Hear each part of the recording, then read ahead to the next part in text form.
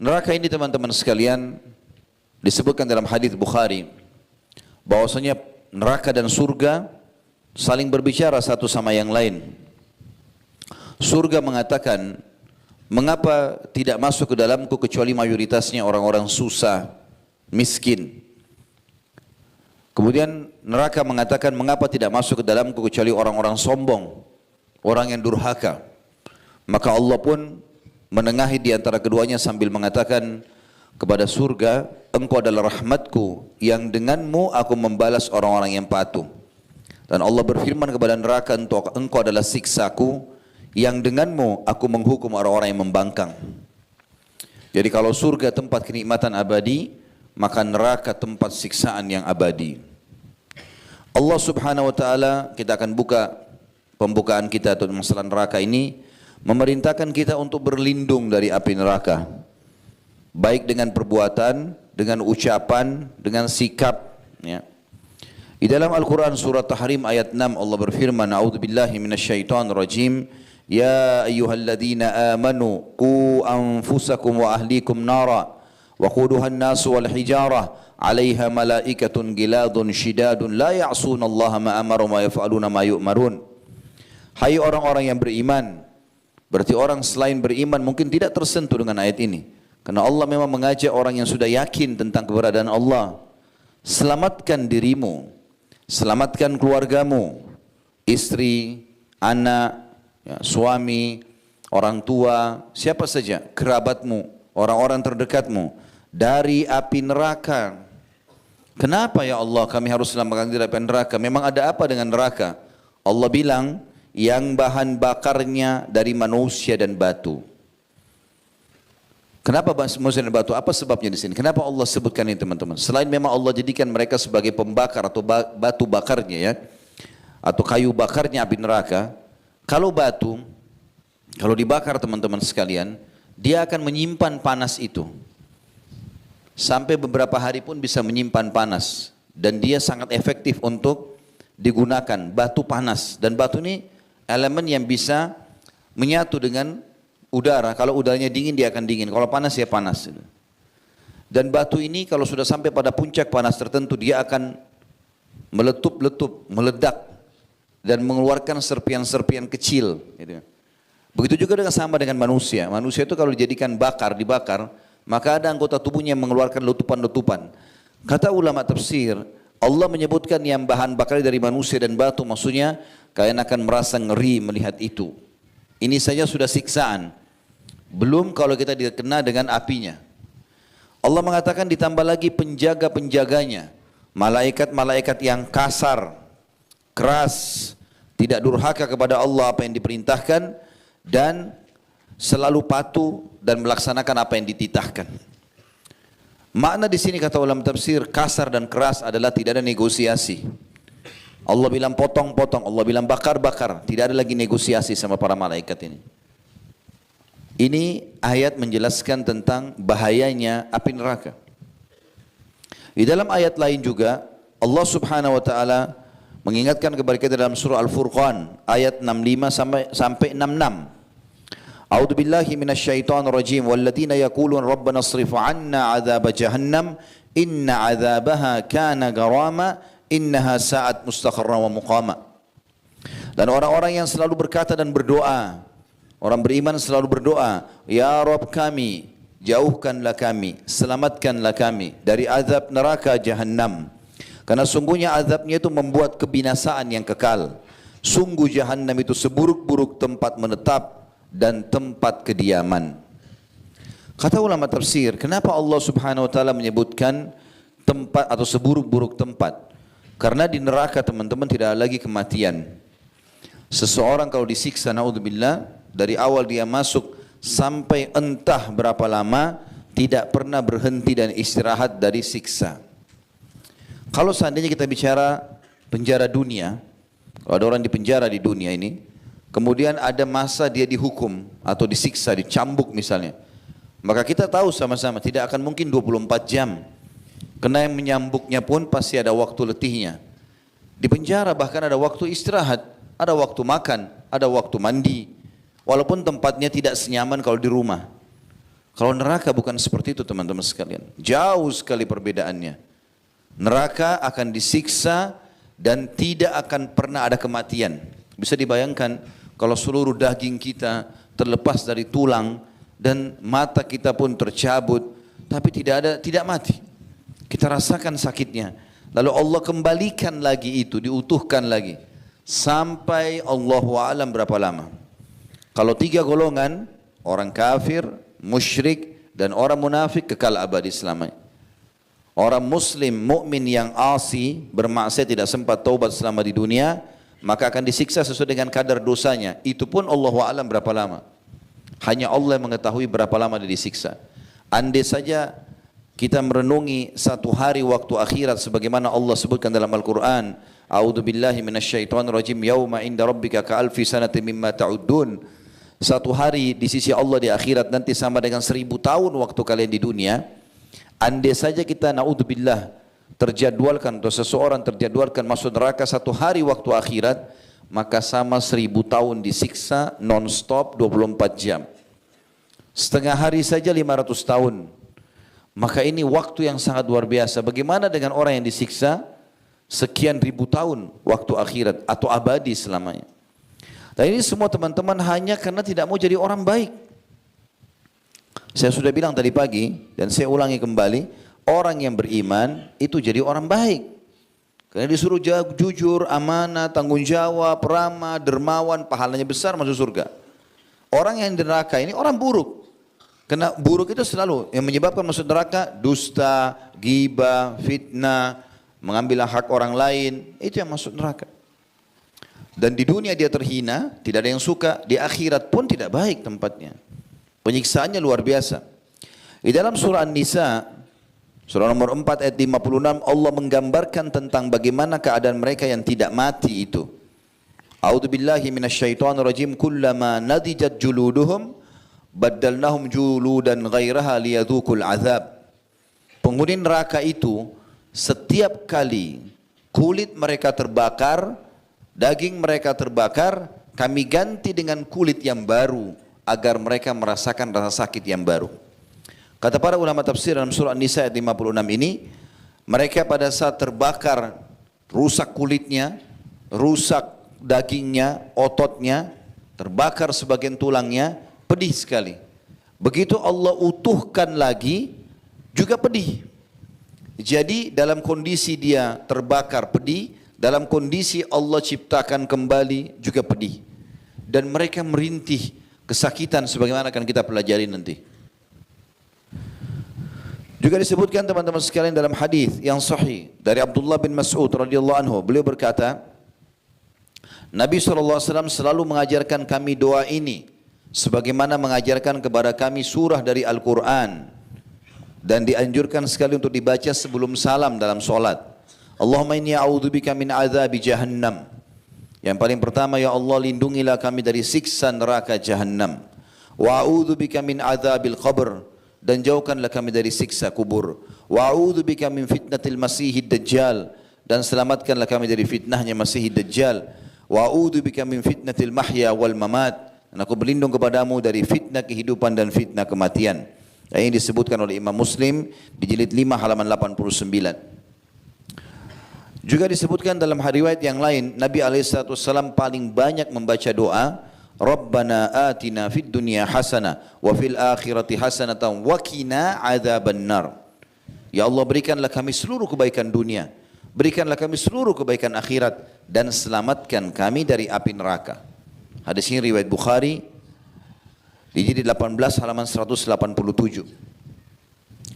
Nabi SAW di awal bab kita ini atau bahasan kita teman-teman sekalian memerintahkan kita berlindung, di antaranya sabda beliau dari Abu Hurairah radhiyallahu anhu, Nabi SAW bersabda, mastajara abdun minan nari sab'a marrat illa qalatin nar ya Rabbi inna abdaka fulan istajara minni fa'ajirhu wala sa'ala abdunil jannata sab'a marrat illa qalatil jannah ya Rabbi inna abdaka fulanan sa'alani fa'adkhilhul jannah.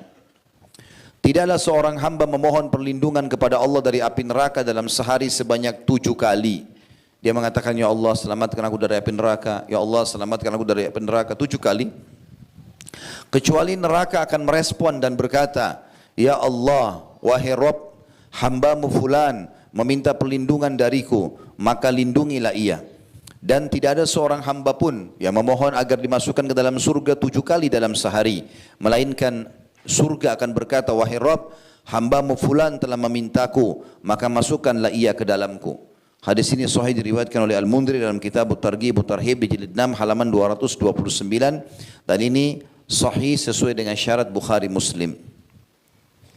Itu yang pertama, masalah Allah dan Rasulnya memerintahkan kita untuk berlindung dari api neraka.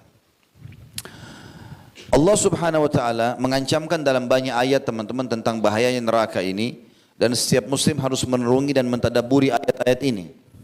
Di antaranya adalah surah Al-Ahzab ayat 66, Allah berfirman, A'udzu billahi minasyaitonir rajim, yauma tuqallabu wujuhum fin nari yaquluna ya laitana ata'na Allah wa ata'na ar-rasula. Pada hari kiamat nanti, ketika wajah mereka dipanggang, dibolak-balikkan di dalam api neraka, maka mereka sambil menyesal berkata, wahai kiranya dulu kami taat kepada Allah, kami taat kepada Rasul. Tapi penyesalan sudah tidak ada gunanya lagi pada saat itu, tidak bermanfaat lagi. Juga dalam surah Qamar, Al-Qamar ayat 48, Allah berfirman, A'udzu billahi minasyaitonir rajim, yauma yushabuna fin nari ala wujuhihim dzuqu massa saqar. Pada hari kiamat nanti mereka akan diseret di atas wajah mereka ke dalam neraka, dan dikatakan kepada mereka, rasakanlah sentuhan api neraka ini. Adi bin Hatim radhiyallahu anhu meriwayatkan dari Nabi alaihi salatu wassalam, beliau bersabda, ittaqun nar walau bisyikki tamrah wa man lam yajid fa bi kalimatin thayyibah. Jauhkan, selamatkan, takutlah kalian dari api neraka itu, kata Nabi SAW, walaupun hanya dengan menyedekahkan separuh kurma. Barang siapa yang tidak menemukan pun tidak sanggup, maka dengan kalimat-kalimat yang baik. Hadis riwayat Bukhari Muslim.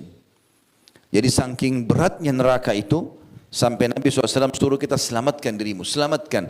Kalau kau hanya punya 1 butir kurma, maka bagi 2, sedekahkan setengahnya dengan niat selamat dari api neraka. Sampai Abdullah bin Umar radhiyallahu anhuma itu setiap hari harus bersedekah dan berharap Allah selamatkan dari api neraka, walaupun beliau bersedekah hanya dengan sebutir bawang. Mereka sibuk dengan itu, menjauhkan diri dari api neraka. Juga Abu Hurairah meriwayatkan radhiyallahu anhu, saat turun firman Allah Subhanahu wa taala dalam surah Asy-Syu'ara ayat 214, A'udzu billahi minasyaitonir rajim wa anzir ashiratakal aqrabin. Hai Muhammad, peringatkan kerabat-kerabat terdekatmu tentang bahayanya neraka itu. Maka Rasulullah SAW berdiri lalu berseru di hadapan Quraisy, baik umum maupun khusus. Dia bersabda, wahai Bani Ka'ab bin Lu'ay. Ini masuk suku Quraisy yang merupakan ada hubungan kekerabatan dengan Nabi SAW. Selamatkan diri kalian dari api neraka. Wahai Bani Murrah bin Ka'ab, selamatkan diri kalian dari api neraka. Wahai Bani Abdul Muttalib, selamatkan diri kalian dari api neraka. Wahai Fatimah binti Muhammad, selamatkan dirimu dari api neraka. Sesungguhnya aku tidak memiliki sesuatu apapun untuk kalian yang bisa membebaskan kalian dari murka Allah. Hadis ini diriwayatkan Imam Bukhari Muslim. Artinya teman-teman sekalian, Nabi SAW mengingatkan umatnya, mengingatkan kerabatnya, mengingatkan sukunya, mengingatkan orang tercinta dalam hidupnya dari kalangan anak-anaknya, yaitu Fatimah radhiyallahu anha, agar selamatkan dari api neraka, berbuat, beramal. Banyak orang juga kadang-kadang menghayal, menganggap dia adalah orang yang sudah mencintai Nabi SAW, sudah cukup, enggak usah beramal. Enggak, dia harus beramal. Nabi ingatkan, Fatimah saya sangat dicintai Nabi SAW, beliau mengatakan, hai Fatimah, beramal, karena aku selamatkan ibu dari api neraka, karena aku tidak bisa membantumu apa-apa. Kecuali kalau kau punya amal, baru aku bisa meminta kepada Allah, dijadikan untuk penyebab kamu masuk ke dalam surga. Juga dalam hadis Bukhari yang lain, Abu Hurairah meriwayatkan, Nabi SAW bersabda, perumpamaan aku dan kalian adalah seperti seseorang yang menyulut api, buat api unggun. Lalu belalang dan kupu-kupu masuk ke dalamnya, dan ia berusaha menghalaunya, tetapi ada saja yang lolos. maka aku menghalangi kalian dari api neraka, tapi kalian ada juga yang lolos dari tanganku. Hadis ini riwayat Bukhari Muslim. Artinya Nabi SAW sudah ingatkan, solatlah ini keutamaannya, puasalah ini keutamaannya, baktilah sama orang tua ini keutamaannya, semua sudah disebutkan. Kalau kalian buat itu akan masuk surga. Surga itu begini dayang-dayangnya, begini pelayannya, begini istananya, begini sungainya, begini pohonnya, begini makanannya, segala macam. Tapi saya sudah ingatkan juga kata Nabi SAW, jangan buat ini, jangan buat itu, maksudnya keburukan, riba, zina, bohong, menipu, gunjing, fitnah, jangan buat. Dosanya ini loh, ancamannya ini, nanti masuk neraka. Neraka itu bahan bakarnya manusia, apinya panas. Nanti kita dengarkan bagaimana makanannya, bagaimana minumannya, sesuatu yang bertolak belakang sekali dengan surga. Maka Nabi SAW mengatakan, sayangnya masih ada di antara kalian yang lolos dari tanganku. Udah diingatkan gak mau dengar. Ada orang subhanallah dinasihati, akhi, ukhti jangan, ini haram, bahaya, gak mau tahu. Gak usah, urus dirimu sendiri. Subhanallah, seakan-akan dia membiarkan dirinya masuk api neraka. Kalau ada seseorang teman-teman menyampaikan kepada kita nasihat, dan kita lihat itu nasihat yang benar, walaupun dari orang yang lebih muda dari kita, dengarkan. Ambil pelajaran dari situ. Bisa saja Allah subhanahu wa ta'ala yang menjadikan nasihat itu sampai dari lisannya. Dari mana kita mengetahui masalah itu? Selama itu benar. Juga di dalam hadis yang lain, hadis riwayat Bukhari Muslim juga, hadis riwayat Muslim dan Tirmidzi. Ibnu Mas'ud berkata radhiyallahu anhu bahwasanya Rasulullah SAW bersabda, neraka didatangkan pada hari kiamat dan dia akan diikat dengan 70.000 rantai. Pada setiap satu rantai ada 70.000 malaikat yang menariknya. Jadi neraka ini teman-teman bukan bangunan yang kecil, 1 hektar, 10 hektar. Ada 70.000 tali rantai. Kalau masjid ini ditarik dengan 1.000 rantai saja, 1.000 orang yang tarik mungkin bisa rubuh bangunan. Ya. Maka ini 70.000 rantai, di setiap satu rantai saking besarnya ada 70.000 malaikat. Perlu kita garis bawahi juga ya, malaikat ini makhluknya Allah yang paling besar yang Allah ciptakan. Walaupun mereka beragam lagi. Allah mengatakan dalam Al-Quran, uli ajnihati mathna wa thulatha wa ruba'. Malaikat itu yang paling kecil, ada yang memiliki 2 sayap, 3 sayap dan 4 sayap. Kata sebagian ulama, yang dimaksud 2 sayap adalah 2 di kanan, 2 di kiri. 3 di kanan, 3 di kiri, 4 di kanan, 4 di kiri. Dan sayap ini kalau di jenis hewan, burung-burungan, dia akan bagus terbangnya kalau minimal sepanjang tubuhnya atau lebih panjang. Kita lihat kadang-kadang burung nggak bisa terbang kalau sayapnya lebih kecil dari tubuhnya. Nah, tidak bisa terbang. Maka berarti malaikat-malaikat ini sangat besar. Sangat besar itu. Nah, ada 70.000 malaikat yang menarik itu. Banyak ciri-ciri malaikat ya. Ada yang sangat besar yang Allah ciptakan, ada juga malaikat yang tadi yang paling kecil memiliki 2 kanan 2 kiri. Dan 2 kanan 2 kiri berarti dua sayap itu selebar tubuhnya. Dan 4 sayap berarti kiri kanan. Seperti misalnya contoh malaikat Zabaniyah yang Allah mengatakan falyad'u nadiya sanad'uz Zabaniyah. Mereka nanti penghuni neraka silakan panggil siapa saja dan kami akan panggil Zabaniyah. Siapa tuh Zabaniyah? Malaikat penjaga neraka yang tidak ada senyumnya, kasar, keras, kerjanya diciptakan hanya untuk menyiksa. Maka disebutkan cirinya oleh Nabi SAW, kalau seorang penunggang kuda dengan kecepatan tinggi selama 60 tahun, riwayat lain 100 tahun, jalan dari awal pundaknya, ya 100 tahun atau 60 tahun dua riwayat ini, belum bisa melewati setengah lehernya malaikat Zabaniyah. Malaikat yang besar, yang kasar, yang keras. Ini bukan seorang bodyguard manusia masih bisa kita lawan.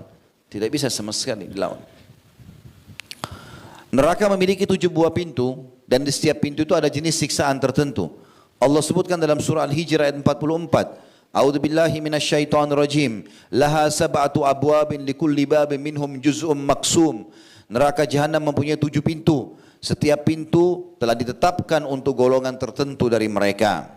Juga Nabi SAW merincikan Al-Hijr 44 ini dalam sabda beliau, hadis riwayat Ahmad dan disahihkan oleh Syekh Albani, Utbah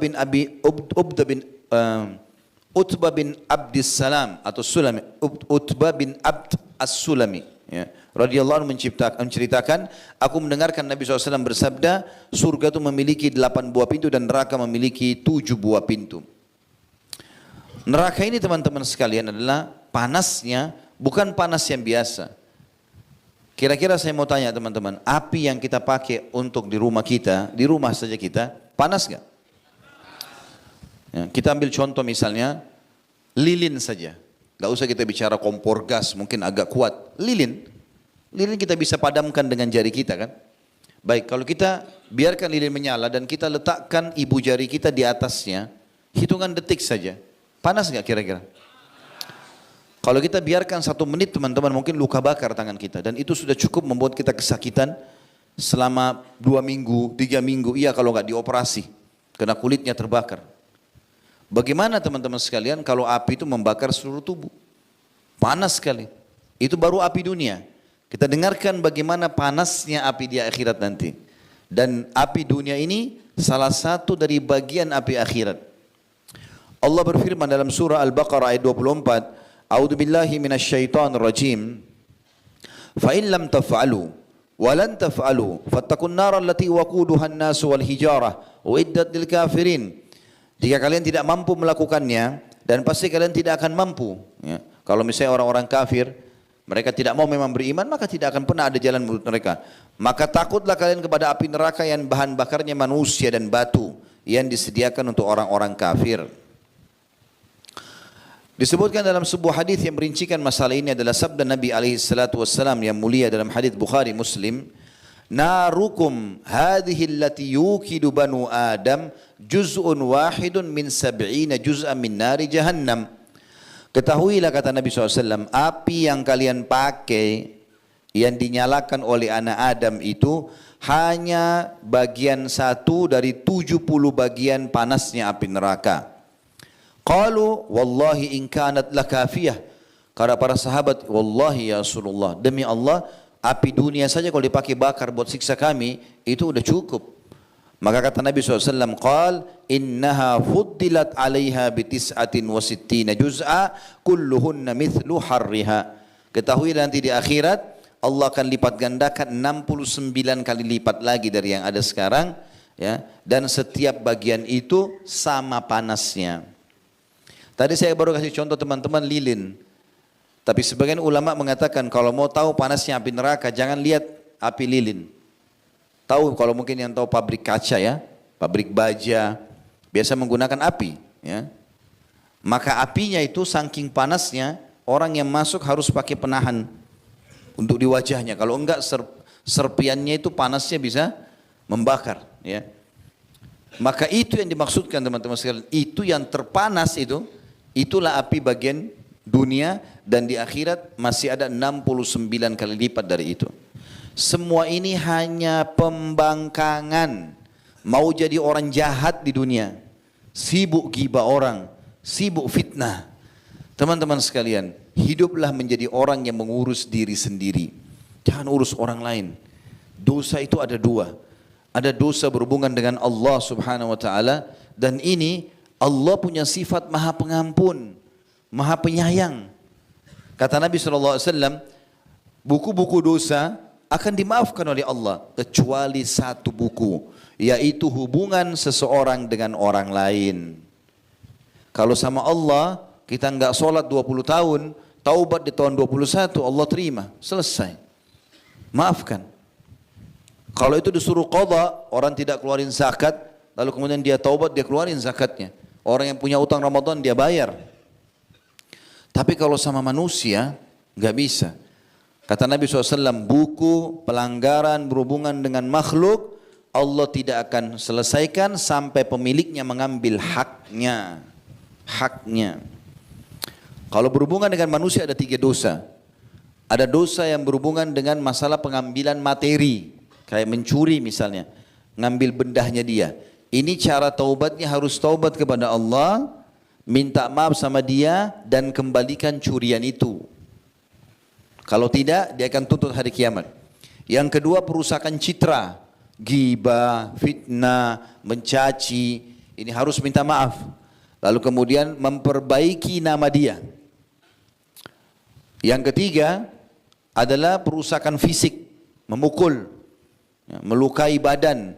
Ini hukumnya taubat kepada Allah, lalu minta maaf sama dia. Kalau dia maafkan tidak masalah, tapi kalau tidak, ada kisos. Kalau kita cungkil mata orang, mata kita juga dicungkil. Kalau kita jatuhin giginya, dijatuhin juga gigi. Bahkan setiap anggota tubuh ini ada diyah, ada dendahnya. Satu gigi itu bisa dibayar atau harus dibayar dengan 10 ekor unta. Disebutkan dalam hadis, karena tidak bolehnya orang sampai merusak fisik orang. Yang saya sayangkan teman-teman sekalian, ini banyak orang tidak sadar. Dia pikir dirinya sudah sholat di masjid, sudah hadir di ta'lim, tapi sibuk dengan ghibah. Menceritakan aib orang. Untuk apa? Dapat apa? Kan itu. Kenapa kita harus sibuk dengan keadaan orang? Kalau sesuatu itu kita lihat depan mata dan salah, dinasihati.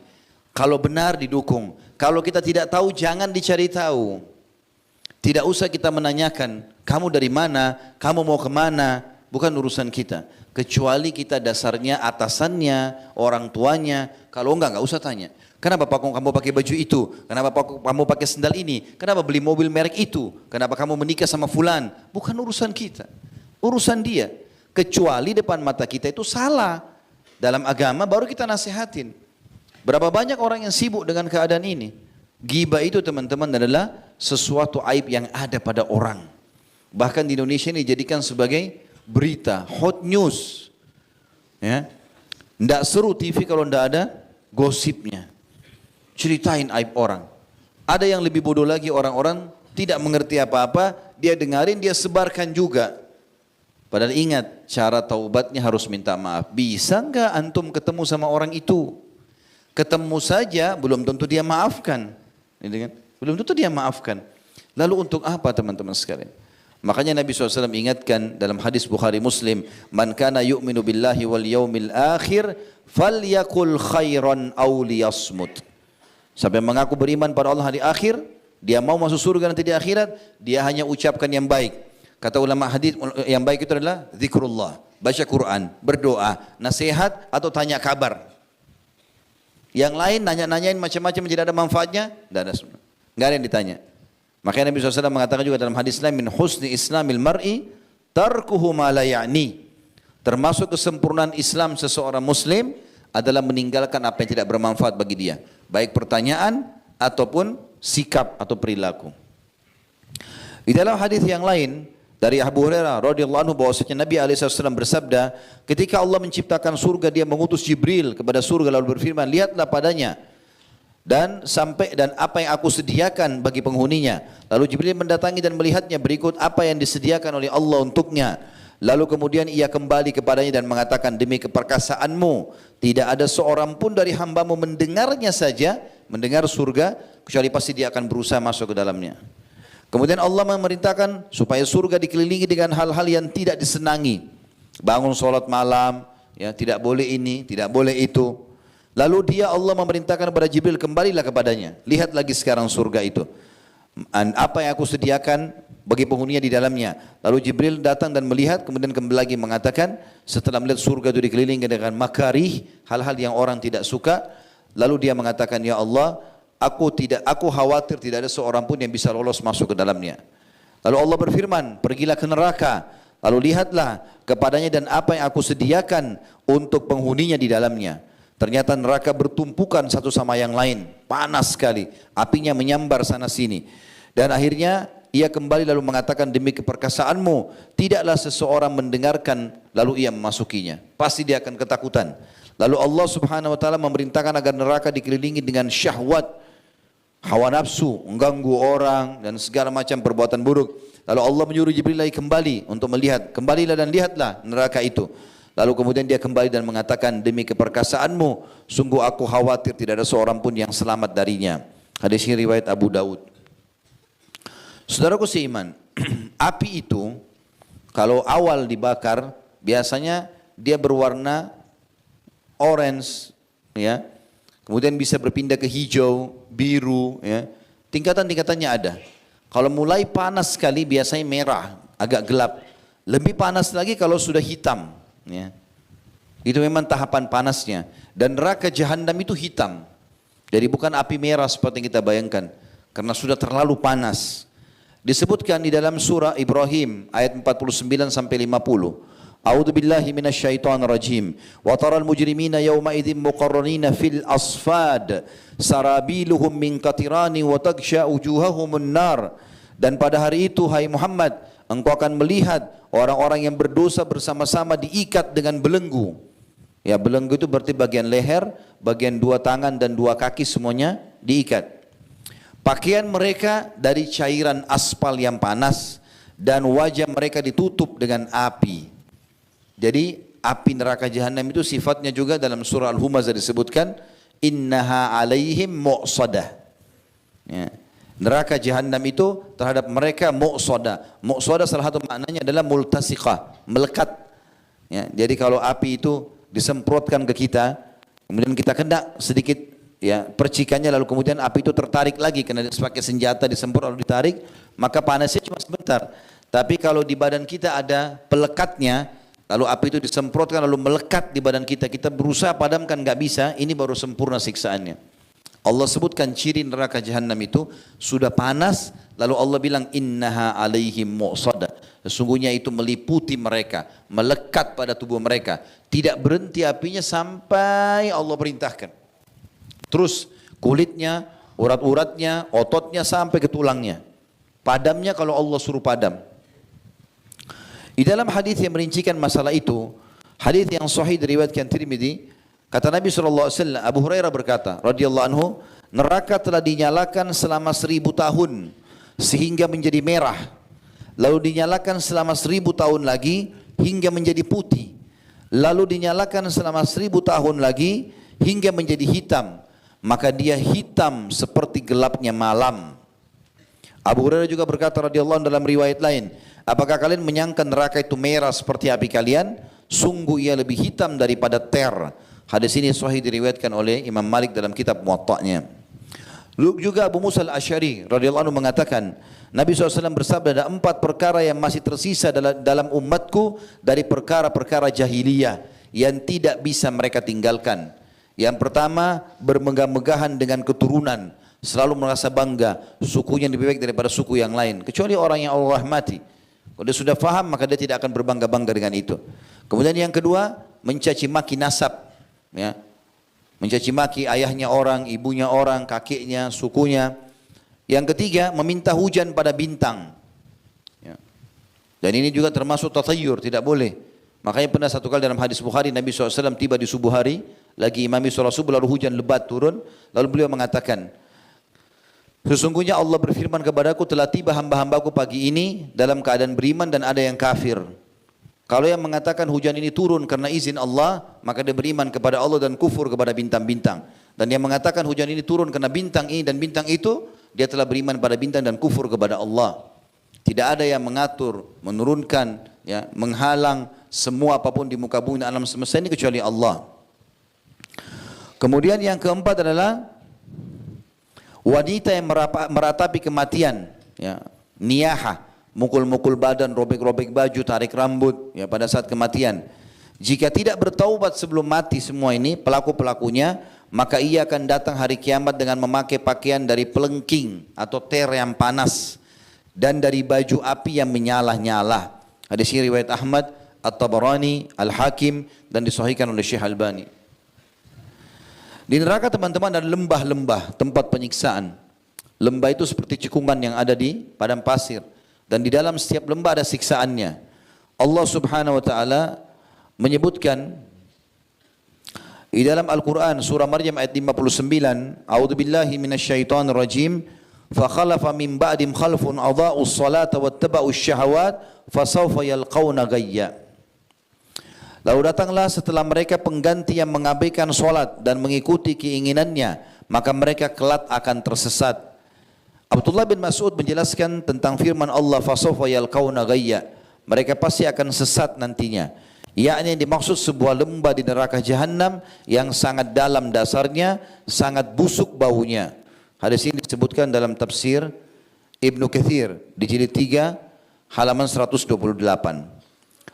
Juga Nabi SAW bersabda melalui Ali bin Abi Thalib radhiyallahu anhu yang menyampaikan hadis riwayat Baihaqi dengan sanad hasan, ta'awwadhu billahi min jubbil hazan aywadil hazan. Qila ya Rasulullah, wa ma jubbul hazan?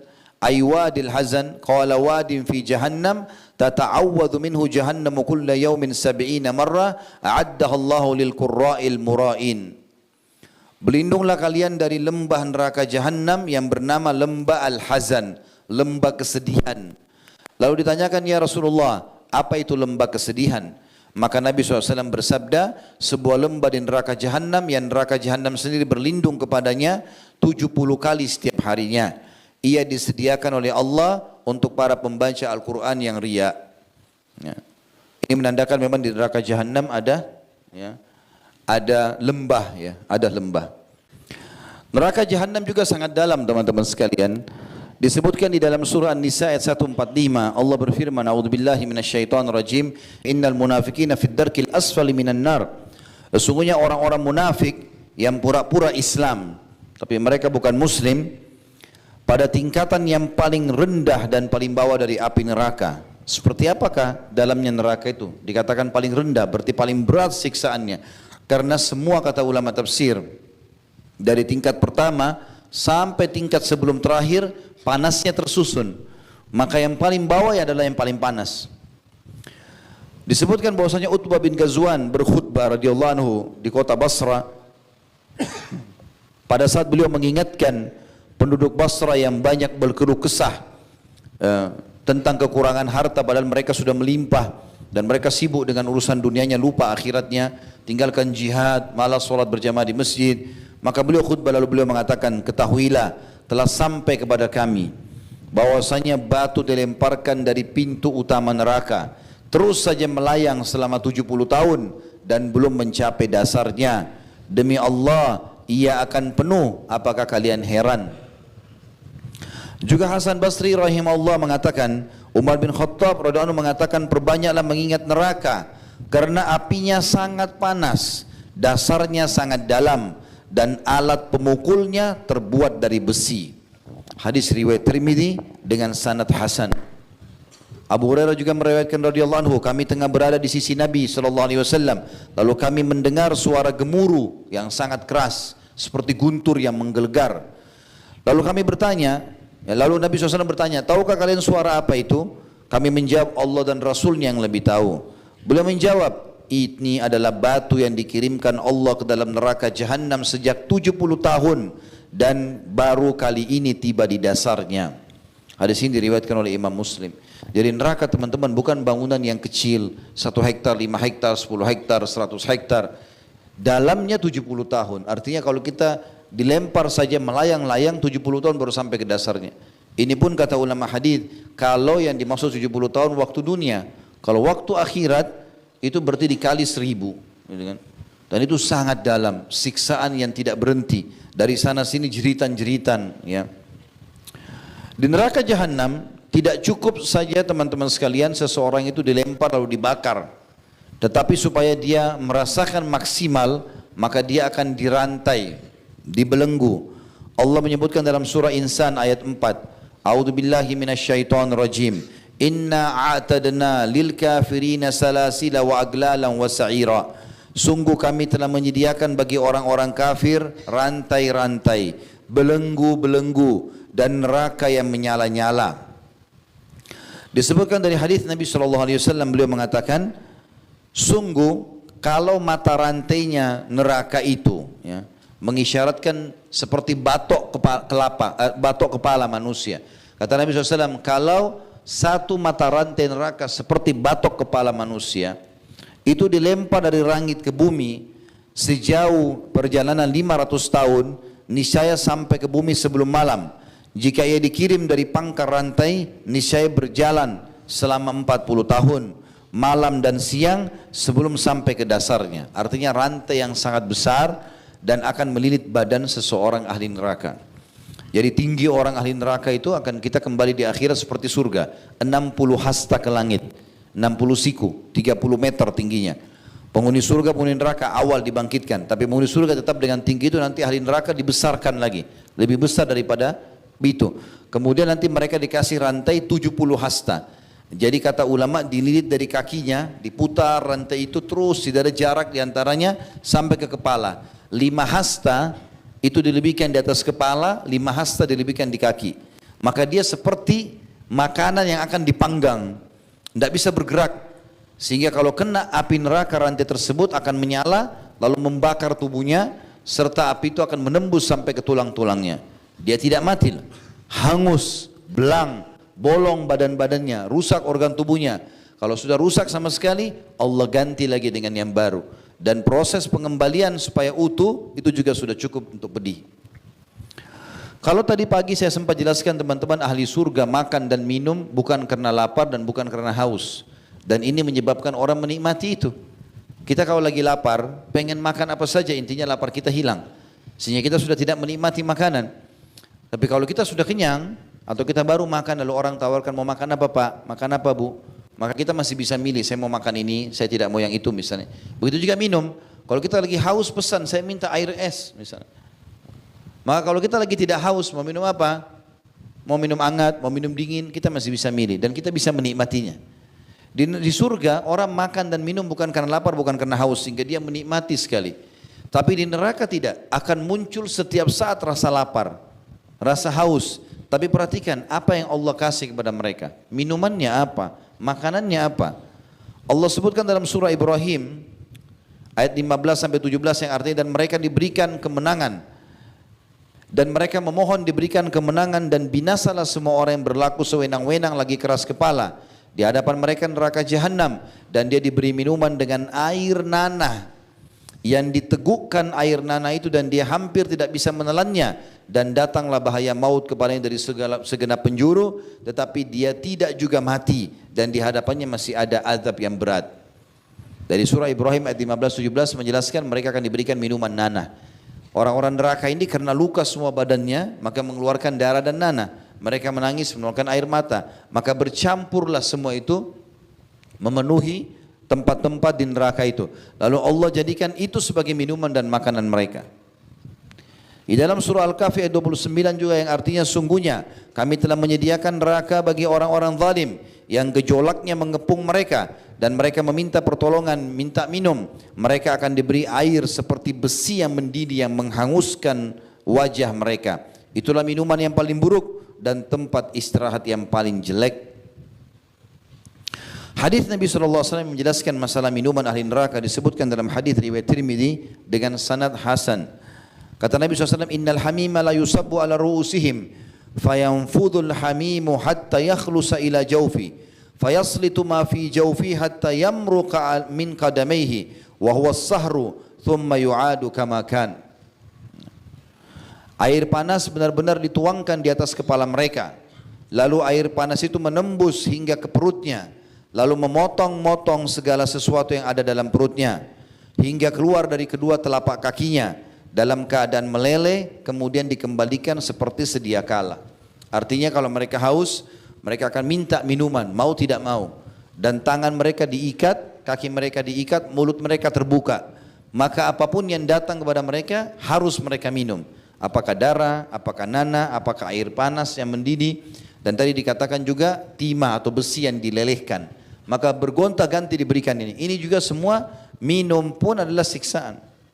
Kalau di dunia ada orang disiksa, lalu dia kehausan, lalu musuhnya kasih minum air, maka air menghilangkan dahaga. Kalau di neraka tidak. Air itu pun adalah penyiksaan.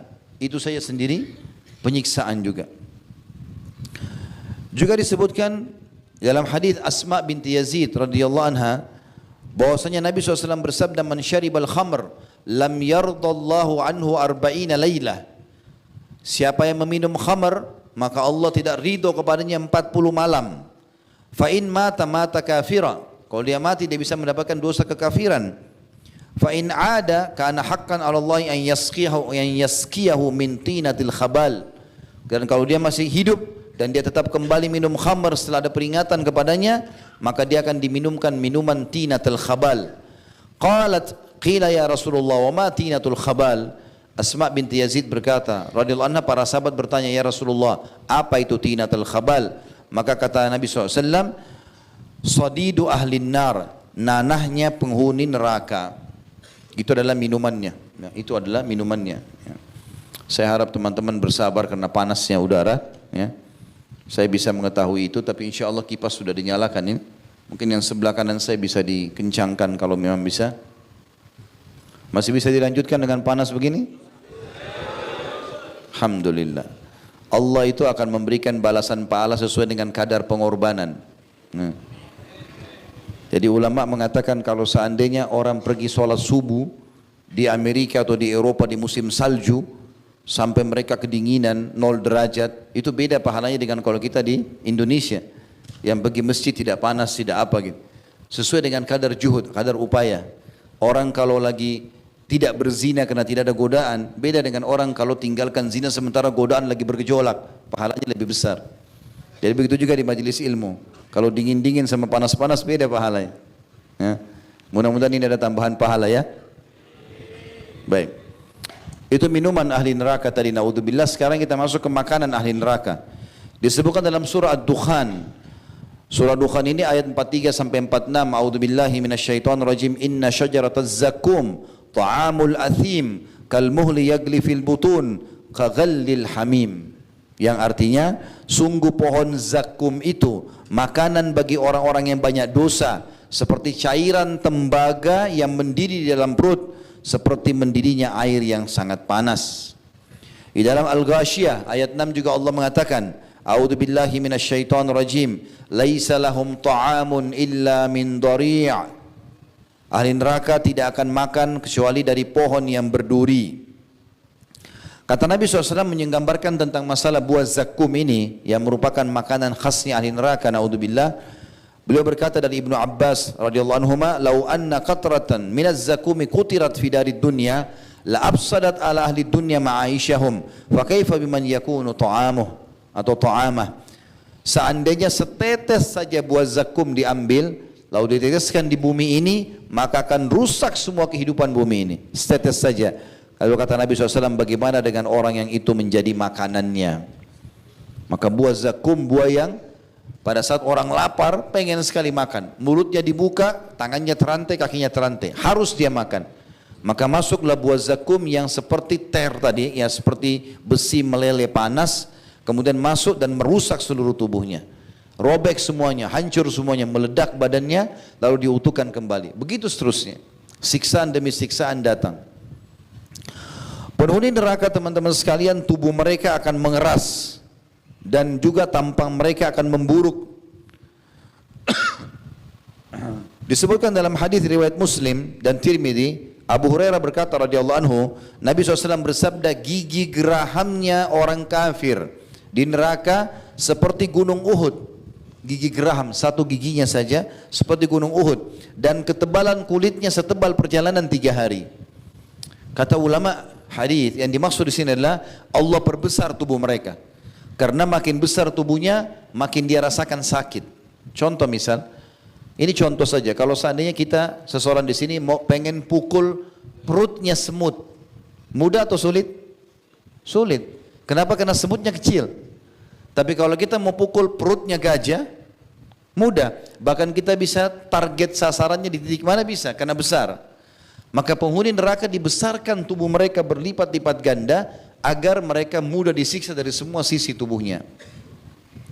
Abu Hurairah juga beriwayatkan, Nabi SAW bersabda, ketebalan kulit orang kafir adalah 42 hasta, 20 meter. Gigi geraham mereka seperti bukit Uhud, dan tempat duduk mereka di Jahannam sejauh Mekah dan Madinah. Hadis ini riwayat Tirmidzi dengan sanad hasan. Juga Abu Hurairah meriwayatkan sabda Nabi SAW, Yauma nad'u kulla unasim biimamihim. Ingatlah pada hari kami memanggil manusia dengan imam-imam mereka, memimpin mereka masing-masing. Surah Isra ayat 71. Seseorang dari mereka dipanggil, lalu diberikan buku catatannya dengan tangan kanannya. Ia ditinggikan tubuhnya menjadi 60 hasta. Diputihkan wajahnya dan di kepalanya dipasang mahkota dari cahaya yang berkilauan. Ini kalau orang itu beriman. Dia akan dipanggil nanti, lalu diberikan buku catatan dengan tangan kanannya. Dia sudah tahu dia akan masuk surga. Di hari kiamat kita kalau terima buku di tangan kanan berarti akan ahli surga, tangan kiri berarti penghuni neraka. Lalu diputihkan wajahnya dan di kepalanya dipasangkan mahkota dari cahaya yang berkilauan. Ia pun kembali kepada teman-temannya orang beriman. Ketika mereka melihatnya dari jauh, mereka mengatakan, Ya Allah, berikanlah kepada kami seperti ini, berkahilah kami dalam hal ini. hingga ia datang kepada teman-temannya, lalu mereka mengatakan bergembira, lalu ia mengatakan bergembiralah, setiap orang dari kalian akan seperti ini. Kemudian orang-orang kafir, maka wajah mereka dihitamkan pada hari kiamat, ya, karena ada api yang melekat di wajahnya, dan tubuhnya ditinggikan menjadi 60 hasta, 30 meter dalam rupa Adam, dan dipakaikan mahkota dari api. Ketika sahabat-sahabatnya melihatnya, mereka mengatakan, kami berlindung kepada Allah dari keburukan ini. Ya Allah, jangan berikan kepada kami seperti ini. Lalu ketika ia datang, dia mengatakan kepada teman-temannya, dia mengatakan, ya Allah, hinakanlah. Ya, teman-temannya mengatakan, ya Allah, hinakan dia, jauhkan dari kami. Lalu ia mengatakan, semoga Allah menjauhkan kalian, tapi ketahuilah sesungguhnya pasti seseorang di antara kalian akan seperti ini. Hadis ini hasan, diriwayatkan oleh Tirmidzi. Mujahid berkata, rahimahullah, Ibnu Abbas pernah bertanya, tahukah kamu bagaimana luasnya neraka Jahannam? Kata Mujahid, tidak tahu. Maka ia mengatakan, ya, demi Allah kau tidak tahu bahwa jarak antara daun telinga salah seorang dari mereka dengan pundaknya. Jadi antara telinga ini sama pundak, jarak ini saja. Orang kafir neraka, kata Ibnu Abbas, jarak antara daun telinga salah seorang dari mereka dengan pundaknya sejauh jarak 70 tahun. Di dalamnya mengalir lembah-lembah nanah dan darah, kena luka semuanya. Aku bertanya, apakah sungai-sungai? Maka ia mengatakan tidak, tapi lembah-lembah. Hadis ini sahih riwayat Imam Ahmad. Juga Abu Sa'id Al-Khudri meriwayatkan radhiyallahu anhu bahwasanya Nabi SAW bersabda tentang firman Allah dalam surah Al-Mu'minun ayat 104. A'udzu billahi minasyaitonir rajim wa hum fiha kalihun, dan mereka penghuni neraka itu dalam keadaan cacat. Ya. Dikatakan dalam ayat ini, mereka di neraka dalam keadaan muram dan bibir mereka cacat. Yakni, kata Nabi SAW, tashwin naru fataqallasu syafatuhu al-ulya hatta tabluga wasata ra'sihi wa tastarkhi syafatuhu sufla hatta tadriba surratah. Ketahuilah, kata Nabi SAW, penghuni neraka akan dipanggang di dalam api. Saking panasnya terkelupas bibir atasnya, bibir bagian atas, naudzubillah, hingga mencapai kepalanya. Bibirnya melebar karena panasnya sampai bisa dilipat ke kepalanya. Dan bibir bawahnya meleleh, membesar sampai bisa ke pusarnya. Hadis ini riwayat Tirmidzi dan dinilai hasan sahih. Ya. Mungkin ada juga hikmahnya antum merasa panas ini, ya, supaya bisa faham, baru keringat aja sudah panas. Bagaimana dengan api neraka ini? Hah? Benar gak? Soalnya tadi pagi kita waktu bahas surga dingin-dingin aja. Hah? Kemudian Al-Harith bin Akhyas radhiyallahu anhu mengatakan, Nabi SAW bersabda, inna min ummati man yadkhulul jannata bi syafa'atihi aktsaru min mudar, wa inna min ummati man ya'dhumu lin-nari hatta yakuna ahada zawayahu. Sesungguhnya di antara umatku, kata Nabi SAW, ada orang yang masuk surga dengan syafaatnya lebih dari suku Mudar. Jadi ada orang subhanallah karena banyak sekali ibadahnya, Masya Allah, banyak sekali ibadah, dosanya bisa dihitung jari bahkan tidak ada, maka dia bisa menyelamatkan sampai di atas 100.000 orang masuk surga bersama dia, seperti suku Mudar. Ada juga dari umatku, kata Nabi SAW, karena banyaknya dosanya sampai dia membesar di neraka dan dia bisa menjadi salah satu sudutnya. Hadis riwayat Bukhari. Jadi saking banyaknya dosanya, entah dosa apa yang dia lakukan, tapi ini ancaman bagi umat Muhammad SAW. Ada di antara umatku yang saking banyaknya dosanya, tubuhnya membesar sampai dia menjadi salah satu sudut dari neraka itu. Abu Hurairah juga berkata radhiyallahu anhu, Nabi SAW bersabda, jarak antara dua pundak orang kafir di neraka sejauh perjalanan 3 hari bagi pengendara yang cepat. Hadis ini riwayat Bukhari Muslim. Ahli neraka, teman-teman, yang paling ringan siksaannya. Ini yang paling ringan. Berarti antum bisa bayangkan yang paling berat seperti apa. Dikatakan bahwasanya Nabi SAW bersabda dari Nu'man bin Bashir radhiyallahu anhu, beliau mengatakan, aku mendengar Nabi SAW bersabda, inna ahwana ahlin nari adzaban yaumal qiyamah rajulun tudau fi akhmasi qadamaihi jamratun yagli minha dimaguh. Penghuni neraka yang paling ringan azabnya pada hari kiamat ialah seseorang yang pada cekungan telapak kakinya diletakkan batu bara dari api neraka yang sudah cukup membuat otaknya mendidih. Hadis ini diriwayatkan Bukhari. Ya, kita mungkin teman-teman bisa bayangkan kalau kita injak bara api, paling kaki kita yang kesakitan, panas. Mungkin ada panasnya demam di badan, tapi nggak ada otaknya orang mendidih. Cuma kalau neraka jahanam, bara api itu bisa membakar sampai ke otaknya mendidih. Di dalam hadis yang lain, kata Nabi SAW dari Abu Sa'id al-Khudri radhiyallahu anhu, Inna adna ahlin nari adaman yanta'ilu bina'alaini min nar, yagli dimaguhu min hararatin alaihi. Ahli neraka yang paling ringan siksanya adalah yang dipakaikan padanya 2 sendal dari api neraka yang membuat otaknya mendidih karena panasnya sendal tersebut. Di neraka juga ada tingkatan-tingkatan siksaan tergantung daripada apa yang mereka lakukan, ya. Sesuai dengan kadar dosa. Disebutkan dalam hadis Samurah bin Jundab radhiyallahu anhu bahwasanya Nabi SAW bersabda, minhum man ta'khudhuhu an-naru ila ka'bai, ada di antara mereka yang terbakar sampai kedua mata kakinya. Wa minhum man ta'khudhuhu an-naru ila rukbatai, ada yang terbakar sampai kedua lututnya. Wa minhum man ta'khudhuhu an-naru ila hujzatihi, ada di antara mereka yang terbakar, yang direnggut sampai ke pusarnya. Wa minhum man ta'khudhuhu ila unuqihi, ada yang terbakar sampai ke lehernya. Wa minhum man ta'khudhuhu an-naru ila tarquwatihi, ada di antara mereka yang dibakar sampai ke dadahnya. Dan hadis ini sahih diriwayatkan Imam Muslim. Teman-teman sekalian, di neraka, ahli neraka akan menangis. Dan tangisan ini menunjukkan penyesalan mereka. Di dunia umumnya orang kalau menangis, merintih, kesakitan, mungkin orang yang menyiksanya akan punya toleransi. Tapi di akhirat sudah tidak bisa lagi. Dia menangis dan tidak akan berguna bagi dia tangisannya itu. Disebutkan dalam banyak ayat Al-Quran, ya. Di antaranya, di dalam surah Hud ayat 106, A'udzubillahi minasyaitonirrajim, fa'ammal ladzina syaqu fa fin nari lahum fiha zafirun wa syahiqa.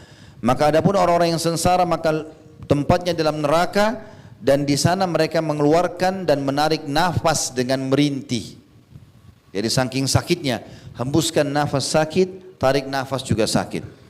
Di dalam hadis Abdullah bin Amr mengatakan radhiyallahu anhu, ahli neraka memanggil malaikat, tetapi mereka tidak menjawab panggilan mereka selama 40 tahun. Tolonglah wahai Zabaniya, penjaga neraka, tolonglah minta kepada Allah meringankan buat kami 1 hari saja. 40 tahun mereka merengek-merengek, tidak dijawab. Kemudian mereka setelah 40 tahun mendengarkan jawaban malaikat. Malaikat mengatakan sesungguhnya kalian menetap selamanya. Enggak ada toleransi. Maka kemudian mereka memohon kepada Rabb mereka sambil memanggil Allah, ya Allah tolonglah kami, selamatkan kami. Padahal Allah sifatnya maha penyayang. Tapi kalau sudah masuk neraka, subhanallah, Allah tidak menjawab mereka seumur dunia. Seumur dunia, miliaran tahun. Allah menyebutkan dalam Al-Quran, dalam surah Mu'minun 104, Rabbana akhrijna minha fa in udna fa inna zalimun. Ya Rabb kami, keluarkan kami dari neraka jahanam ini, kembalikan kami di dunia lagi, agar kami bisa mengerjakan kebaikan. Kalau kami kembali kepada kekafiran, sungguh kami termasuk orang-orang yang zalim. Ternyata setelah seumur dunia, sekian miliar tahun, baru Allah jawab. Apa yang Allah jawab? Allah sebutkan di Al-Mu'minun 108, lanjutan tadi. 107 mereka panggil Tuhan mereka, 108 Allah jawab, qala khsa'u fiha wa la tukallimun. Allah pun menjawab, tinggallah dengan hina di dalamnya dan jangan kalian berbicara denganku. Kemudian kata Nabi SAW, kaum itu pun putus asa. Tidak ada lagi yang dilakukan kecuali mengeluarkan nafas dan menariknya dengan merintih. Suara mereka menyerupai suara keledai. Mula-mulanya mengeluarkan nafas dan akhirnya menariknya dengan merintih. Hadis ini diriwayatkan oleh At-Tabarani dan semua perawinya thiqat. Juga Nabi SAW bersabda dalam hadis yang lain, inna ahlan nar la yabkun. Ketahuilah penghuni neraka pasti akan menangis sepanjang waktu. Hatta law ujriyatis sufunu fi dumu'ihim lajarat. Kalau seandainya perahu mau dijalankan di atas air mata mereka, maka akan jalan air mata itu. Wa innahum la yabkuna dama, yakni makanad dam'i, dan mereka akan menangis darah sebagai pengganti keluarnya air. Nanti teman-teman sekalian, ada orang yang keluar dari neraka juga, tapi ini khusus untuk orang-orang beriman saja yang punya dosa. Mereka bisa mendapatkan syafaat. Tetapi kapan? Allahu a'lam. Berapa lama disiksa? Allahu a'lam. Tentu kalau kita bisa masuk surga tanpa melalui neraka lebih baik daripada orang masuk ke sini. Karena ada juga orang menggunakan ini sebagai hujjah, argumentasi. Mereka mengatakan, toh orang Islam akan masuk surga, Benar, tapi melalui neraka dulu kalau banyak dosanya. Dan ini Allahu alam sekali lagi berapa lama, siksaan itu berapa lama dia lalui. Tapi akan keluar sebagaimana Allah Subhanahu wa taala menyebutkan dalam surah Thaha 109. Selama dia muslim, dia akan keluar dari api neraka. A'udzu billahi minasyaitonir rajim. Yauma idzin la tanfa'u syafa'atu illa man adzina lahu ar-rahmanu wa radiya lahu qaula. Pada hari kiamat nanti tidak berguna syafaat atau pertolongan kecuali dari orang yang telah diberi izin oleh Allah yang Maha Pengasih dan dia ridhoi perkataannya. Abu Sa'id Al-Khudri meriwayatkan dari Nabi SAW, yadkhulu ahlul jannatil jannata wa ahlun narin nar. Nanti hari kiamat akan masuk penghuni surga ke surga dan penghuni neraka ke neraka. Masing-masing sudah menikmati. Ya, ahli surga menikmati surga, ahli neraka menikmati apinya. Wa na'udzubillah. Ahli neraka maksudnya.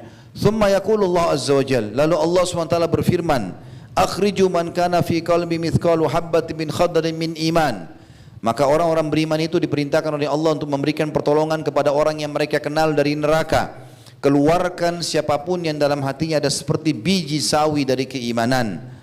Maka fayukhrajuna minha qad iswaddu. Mereka pun dikeluarkan dari api neraka sementara mereka sudah hangus.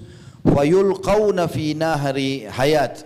Lalu mereka dilemparkan ke sungai-sungai kehidupan yang ada di depan pintu-pintu surga. Fayambutuna kama tambutul habbatu fi janibis sail. Maka mereka pun akan tumbuh seperti tumbuhnya tanaman-tanaman lembut di pinggiran saluran air.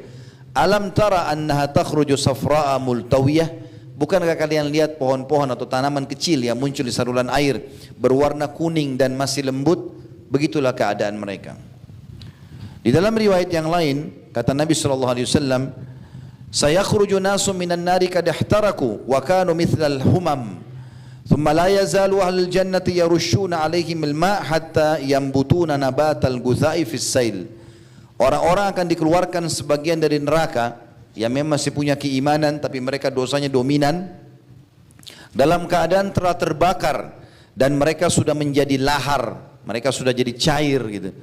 Kemudian ahli surga terus-menerus mencipratkan air dari sungai kehidupan pada mereka sampai mereka tumbuh seperti tumbuhan yang tumbuh di saluran air. Hadis ini riwayat Ahmad dan disahihkan oleh Syekh Albani. Begitu juga kata Nabi SAW, Inna Allah Azza wa Jalla yakhruju kauman atau yukhriju kauman minan nari ba'da ma la yabqa minhum fiha illa al-ujuh fayudkhiluhumullahu al-jannah. Allah akan mengeluarkan betul-betul sebagian ahli neraka yang tidak tersisa kecuali wajah mereka saja. Lalu Allah memasukkan mereka ke dalam surga. Hadis ini sahih disebutkan Al-Albani dalam silsilah hadis sahih nomor 1661. Dan sekian banyak hadis yang menyebutkan kalau ahli neraka akan ada dikeluarkan. Di antaranya hadis yang masyhur tentang Nabi SAW. Beliau mengatakan, nanti pada saat aku masuk ke dalam surga, aku akan menemui Ar-Jabbar, zat yang maha pemurah di hadapanku. Lalu aku pun berkata, Ya Rabb, wahai penciptaku, umatku, umatku. Maka kata Nabi SAW, Allah pun mengatakan, hai Muhammad, pergilah ke neraka, keluarkanlah dari umatmu siapa yang dalam hatinya ada seperti koin dirham dari keimanan. Kecil sekali. Maka Nabi SAW mengeluarkan semuanya dari umatnya yang punya keimanan seperti itu. Lalu beliau kembali lagi. Lalu Allah SWT mengatakan, kembalilah, keluarkan lagi dari umatmu yang seperti dalam hatinya ada seperti setengah koin dirham. Maka Nabi SAW mengatakan, aku kembali lalu mengeluarkan lagi. Kemudian setelah itu Allah mengatakan lagi, kembalilah, keluarkan siapapun yang dari umatmu yang memiliki dalam hatinya keimanan seperti biji sawi. Maka Nabi SAW mengatakan, aku pun mengeluarkan mereka dari api neraka Jahannam. Setelah itu Allah Subhanahu wa taala masih mengizinkan para malaikat memberikan syafaat. Orang-orang beriman memberikan syafaat. Dan setelah itu pun Allah masih mengatakan masih tersisa syafaatku. Lalu Allah mengambil atau Allah menggenggam satu genggaman dari neraka.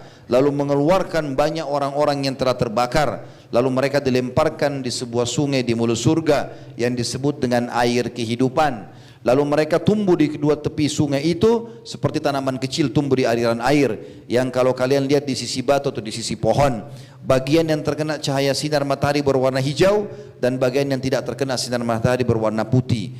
Lalu mereka keluar dari sungai kehidupan seolah-olah mutiara. Pada leher mereka disematkan tanda. Lalu mereka masuk ke dalam surga. Ahli surga menyebut mereka dengan Utaqaur Rahman. atau orang-orang yang telah Allah bebaskan dari api neraka. Allah memasukkan mereka ke dalam surga dengan tanpa amal yang mereka lakukan dan tanpa kebaikan yang pernah mereka persembahkan. Dikatakan kepada mereka, untuk kalian apa yang kalian lihat dan yang semisalnya seperti itu juga.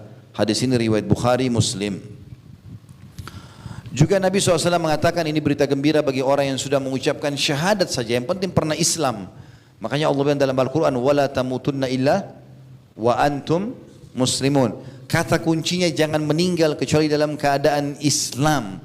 Syahadat aja, yang penting dia tidak benar rusak, sudah ada jaminan masuk surga. Tapi Allahu alam berapa lama di neraka. Dikatakan dari riwayat Nabi SAW mengatakan, yaqulullahu azza wa jal, Allah yang maha suci dan maha pura berfirman, akhriju minan nari man dzakarani yawman wa khafani fi maqam.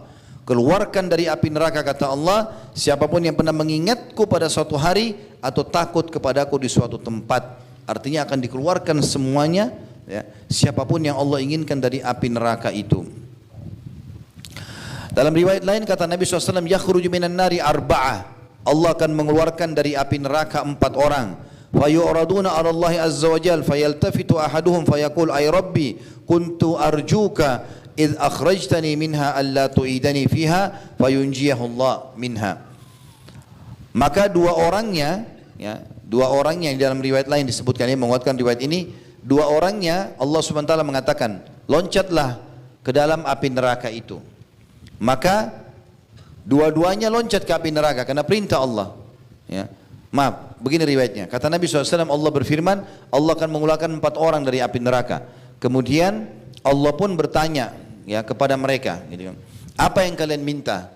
Maka yang dua mengatakan, aku meminta ya Allah, kalau engkau kembalikan aku ke dalam api neraka, maka engkau tidak membiarkan aku terbakar dengan api itu. Maka Allah pun mengabulkan, keduanya kembali ke api neraka sementara dia tidak rasakan lagi panasnya. Lalu yang dua lagi, Allah tanya, kenapa kalian tidak meminta? Mereka mengatakan, ya Allah, kami tidak ingin lagi setelah engkau keluarkan dari api neraka, engkau kembalikan kami ke sana. Maka Allah pun memasukkan keduanya ke dalam surga.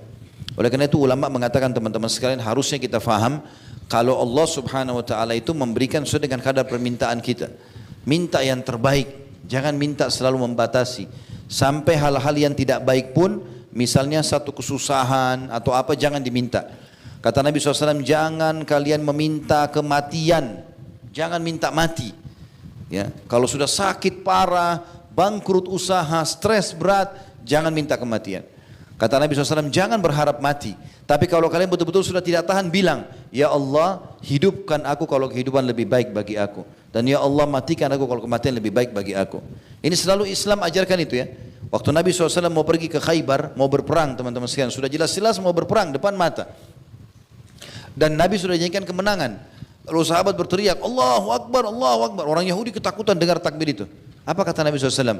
La tatamannau liqa'al adu. Jangan kalian berharap bertemu musuh. Berharap musuh dengar, ketakutan lari. Tapi kalau kalian bertemu, kokohkanlah kaki-kaki kalian. Jadi memang kita tidak boleh, teman-teman, minta seperti, ya Allah, masukkan saja aku ke dalam neraka kalau kau mau, ya Allah. Loh iya. Mau menunjukkan kerendahan hati? Enggak. Ya Allah, masukkan aku dalam surga dan selamatkan aku dari api neraka. Mirip juga dengan ulama menekankan, teman-teman sekalian, kita harus meminta kepada Allah surga dengan keseriusan. Dan kita harus yakin surga itu ada dan berhubungan sekali dengan ketaatan kita. Karena ada syair-syair dilantunkan di Indonesia, saya sering dengar, jangan kau sembah Allah karena ada surga, dan jangan kau takut kepada Allah karena ada neraka. Ini bertolak belakang dengan dalil-dalil syar'i. Allah Subhanahu wa taala dalam surah Al-Imran ayat 133 menjelaskan, A'udzubillahi minasyaitonir rajim, wasari'u ila maghfirati min rabbikum wa jannatin arduha as-samawati wal ardu iddat lil muttaqin. Berlumba-lumbalah kalian kepada pengampunan Tuhan kalian dan kejarlah surga. Beribadahlah kamu untuk dapat surga itu, gitu kan? Patuh. Karena itu luasnya seluas langit dan bumi, dijanjikan untuk orang-orang yang bertakwa, dijanjikan untuk orang-orang yang bertakwa. Dan surat Tahrim ayat 66 tadi sudah kita bacakan, Allah bilang, ya ayyuhalladzina amanu qu anfusakum wa ahlikum nara.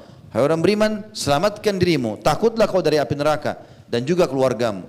Maka kita kalau menyembah Allah karena ingin masuk surga, itu puncak ibadah. Kalau teman-teman mau maksimal dapat pahala dari satu ibadah, kejar janjinya Allah di situ. Misal begini, boleh nggak Ustaz, saya bersedekah supaya saya tambah kaya. Loh memang itu targetnya. Karena sedekah akan menambah harta, kan begitu sabda Nabi SAW. Mana qasamalu min sadaqah dalam hadis Bukhari. Tidak akan berkurang harta karena sedekah. Kalau kita sedekah dengan niat supaya tambah kaya, memang itu targetnya. Boleh enggak Ustaz saya bangun sholat malam supaya doa saya diijabah? Loh memang begitu janji Nabi SAW. Kalau tertinggal sepertiga malam Allah turun ke langit bumi. Lalu bertanya kepada para malaikatnya, adakah hambaku yang memohon aku penuhi? Maka memang itu tujuannya. Boleh enggak saya bakti sama orang tua supaya saya juga dikasih anak-anak membakti sama saya? Nabi bilang SAW, berbaktilah pada kedua orang tua kalian, Allah akan berikan kepada kalian anak-anak yang bakti pada kalian. Memang begitu. Boleh enggak saya pergi haji supaya dosa saya dimaafkan? Loh memang sabda Nabi SAW begitu. Siapa yang haji tidak rafath, mengucapkan kalimat syahwat yang salah, bukan pada pasangan halalnya, tidak fusuk, berbuat kejahatan, tidak berdebat-debat di musim haji, tidak bertengkar, dia akan pulang seperti baru dilahirkan oleh ibunya. Berarti memang tujuannya itu. Ya. Boleh enggak saya tinggalkan zina supaya jangan saya masuk neraka? Memang itu targetnya. Supaya enggak disiksa. Maka kita menyembah Allah, berharap masuk surga. Dan kita takut sama Allah karena takut masuk neraka. Kapan kita mengejar apa yang Allah janjikan, berarti kita merindukan apa itu yang Allah janjikan. Dan kapan kita takut dengan apa yang Allah ancam, berarti kita takut kepada Allah subhanahu wa ta'ala. Sebagai penutup teman-teman sekalian, kita tutup dengan keabadian neraka. Neraka ini teman-teman bukan berarti hanya disiksa lalu kemudian lepas, tidak. Padahal sebenarnya di dunia sebentar sekali kehidupannya. Ya. Ingat teman-teman, orang-orang ahli neraka dari kalangan orang kafir, ahli maksiat, apa yang mereka rasakan, yang mereka kejar, kita bisa rasakan sebagai orang beriman. Ya. Orang kafir makan, minum, bekerja, menikah, ya, segala macam hal dia lakukan. Tapi kita juga orang beriman bisa. Enggak ada dalam Islam kita dilarang untuk menikah. Kita boleh rasakan biologis tapi dengan cara halal.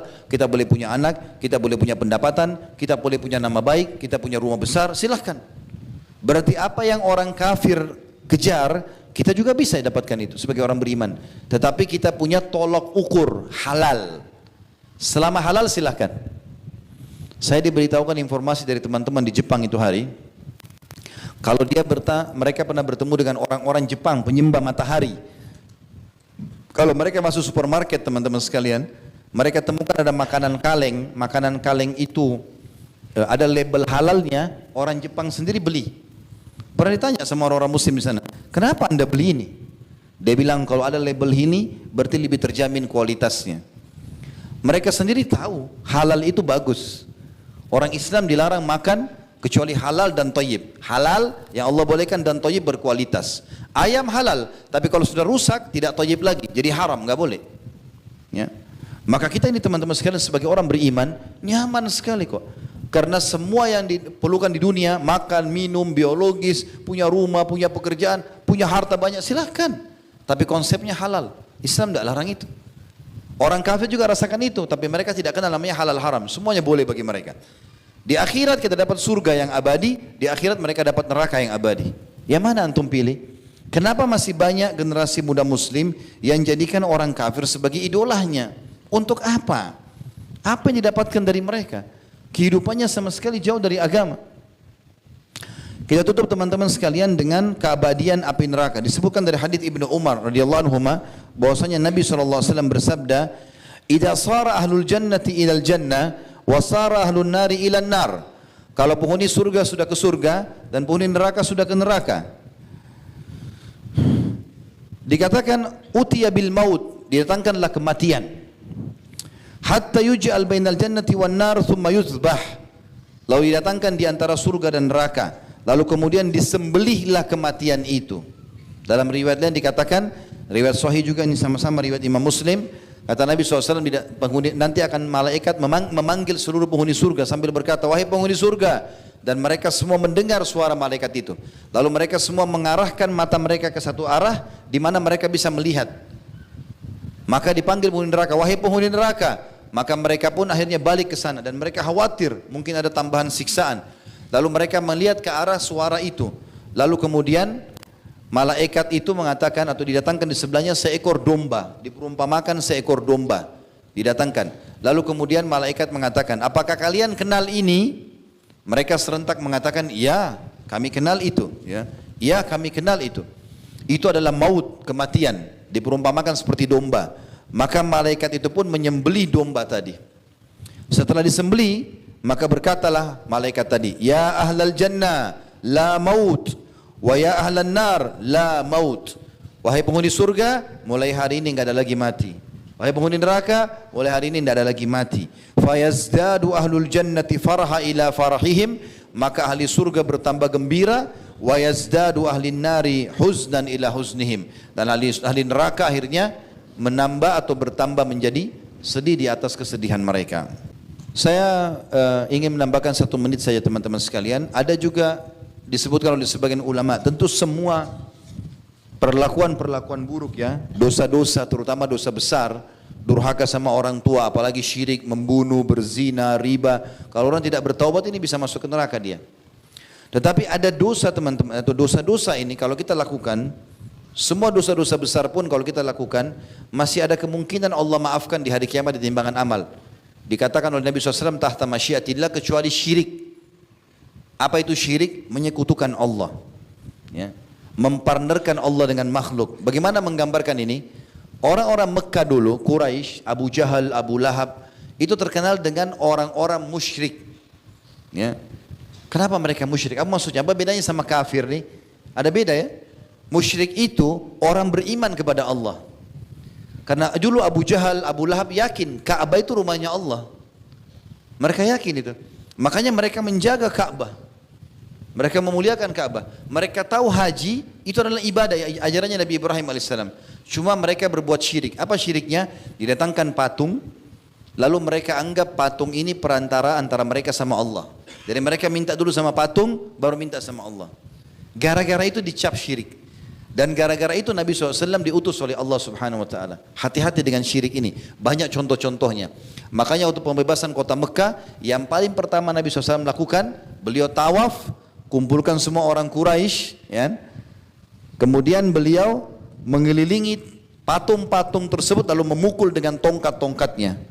Ada di antara patung-patung bahkan belum disentuh dengan tongkat Nabi sudah hancur sendiri.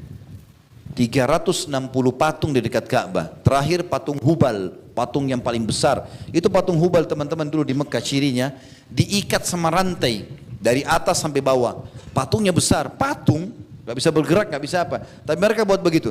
Lalu mereka sebarkan isu, siapapun yang melihat ke Hubal matanya rusak. Maka mereka segan kalau lewat depan Hubal. Dan mereka takut kalau menggunakan sumpah atas nama Hubal ini. Itu patung terakhir yang Nabi hancurkan. Sudah 359 patung terakhir datang ke Hubal. Orang-orang Quraisy semua melihat, ketakutan mereka. Maka Nabi SAW colok matanya Hubal dengan tongkat beliau sambil membaca, wa qul ja'al haqqu wa zahaqal batil innal batila kana zahuqa. Sesungguhnya kebenaran sudah datang dan kebatilan akan hancur, dan pasti batil itu akan hancur. Lalu goncang Hubal. Nabi colok mata yang satunya, goncang, jatuh, pecah, hancur. Pada saat itulah Quraisy baru yakin, oh ternyata kita salah selama ini. Berapa banyak orang di Indonesia bahkan dari kaum muslimin ikut-ikutan masih memelihara dan menjaga patung di rumahnya. Padahal ini patung adalah penyebab kesyirikan. Tidak boleh ada patung. Dan Nabi SAW mengatakan rumah yang ada patungnya dan anjingnya tidak akan dimasuki oleh malaikat. Enggak boleh. Nabi Ibrahim berkata tentang patung, Rabbi innahudna adlalna kathiran minan nas. Ya Allah, patung ini paling banyak menyesatkan manusia. Coba bayangkan teman-teman. Uniknya patung ini, dia yang pahat, dia yang ukir matanya, ukir mulutnya, ukir hidungnya, dia yang warnai, dia yang kasih nama, dia yang pikul di tempat yang dia mau sembah. Kalau rusak dia perbaiki. Lalu dia panggil Tuhan. Tuhan dari mana? Makanya Amr bin Jamuh radhiyallahu anhu waktu mau masuk Islam, dia punya patung di rumah, dia hormati sekali. Tiap hari dikasih minyak wangi, tiap hari dia taruh sesajen di depannya. Anak-anaknya sudah masuk Islam, sudah paham anak-anaknya. Iya ya, kenapa kita sembah berhala nih? Patung nggak bisa ngomong, nggak bisa bicara segala macam. Mereka tahu ayahnya ini bersikeras, sudah sangat fanatik, nggak mau ninggalin. Maka mereka buat sebuah strategi. Anak-anaknya Amr bin Jamuh, mereka ambil patungnya Amr bin Jamuh, malam-malam dicuri pada saat dia tidur, kemudian ditaruh di kotoran, di tempat kotoran hewan, kotor, ya. Lalu Amr bin Jamuh bangun pagi-pagi, dia mau sembah Tuhannya, nggak ada. Cari-cari, ditemukan di tempat kotoran. Marah dia, siapa yang beginikan Tuhan saya? Anak-anaknya pada ketawa di belakang, tahu ini. Diambil sama dia, dimandikan patung itu, dibersihkan, kemudian ditaruh minyak wangi. Lalu dia taruh ya di atas lehernya pedang. Di lehernya patung itu. Lalu dia bilang, hai Tuhan, kalau ada yang ganggu kau lagi nanti malam, lawan pakai pedang ini. Iya, begitu ceritanya. Maka malam hari dia tidur, anaknya datang ambil lagi patung itu. Ditaruh lagi di kotoran sampah yang sama, kotoran hewan ini, ya. Kemudian pedang itu diambil lalu diganti dengan bangkai anjing. Begitu pagi-pagi dia bangun, dia cari Tuhannya nggak ada, dia curiga di tempat kemarin, dia lihat ada di situ. Begitu dia lihat Tuhannya jatuh di kotoran, pedangnya diambil, kemudian dia tinggal pakai rantai di lehernya, terantaikan itu atau tergantungkan bangkai anjing, dia mengatakan sungguh kau tidak layak jadi Tuhan. Itu kan. Kemudian dia pun akhirnya pergi dan masuk Islam di tangan Nabi SAW dan mati syahid di perang Uhud radhiyallahu anhu. Ini contoh kecil teman-teman. Di Indonesia sekarang banyak orang apa? Jimat. Batu kecil digantung di badannya lah, apa di lehernya, ini di rumahnya. Ini tidak boleh teman-teman. Bergantung seorang muslim hanya kepada Allah Azza wa Jalla. Para sahabat kalau sendalnya putus, angkat tangan ke langit. Ya Allah, sendal saya putus, gantikanlah. Sampai masuk ke medan perang. Ini semalam waktu kita bahas dahsyatnya dua saya sudah jelaskan. Sampai masuk ke medan perang, di Uhud, di Badr, di Hunain, di Tabuk, di pembebasan kota Mekah. Nabi SAW kalau sudah motivasi pasukan mau perang, Nabi bilang apa? Bangunlah, menuju kepada surga Tuhan kalian. Mati, ayo masuk ke surga yang luasnya seluas langit dan bumi. Enggak pernah Nabi kasih kertas, suruh tempel di badan, ya supaya kebal. Bukan kebal, mati syahid, cari mati. Untuk apa kita pakai kebal-kebal ini? Apa gunanya? Bahaya sekali. Dan banyak orang di Indonesia tertipu karena menulis pakai tulisan Arab. Tidak semua tulisan Arab Al-Quran. Ya, hati-hati teman-teman. Ini banyak sekali terjadi. Berapa kali kami lihat dan kami temukan di masyarakat, di tengah-tengah pengajian kami akhirnya mereka berikan ini loh Ustaz. Apa ini? Benar gak ini? Ternyata tulisan bahasa Arab. Terpengaruh. Gara-gara bahasa Arab dianggap itu sudah bagus. Tidak semua. Dukunnya itu juga pintar. Kalau dia tahu kita mayoritas orang Islam, dia pakai juga tulisan Arab supaya kita terkelabui. Ya. Saya pernah temukan di rumah seseorang ditempel kertas bahasa Arab. Mohon maaf teman-teman, saya 7 tahun belajar di Madinah. Dari SMA sampai S1, tiap hari dengar bahasa Arab saya tidak tahu apa tulisan itu. Bolak-balik saya baca, apa ini? Tidak bisa baca. Masa ada bahasa Arab saya nggak bisa baca? Kayaknya nggak mungkin gitu. Setelah saya perhatikan baik-baik, mungkin 10 menit. Oh ternyata bahasa Indonesia yang diarabkan. Ya. Jadi ini adalah kata-kata kalau ditempel di rumah tidak akan masuk pencuri, ya ini kalau ditempel di usaha akan laris dan segala macam hal. Begitu bahasanya. Dan ini mengambil keberkahan dari 7 orang Ashabul Kahfi, disebutkan nama-namanya. Namanya aneh-aneh gitu. Nama ini tidak pernah dalam Al-Quran, tidak pernah dalam hadis disebutkan. Nama ini dan ini nama anjingnya. Subhanallah, saya bilang sama orang yang punya toko itu, ini waktu antum tempel, siapa tempel? Dia bilang ayah saya.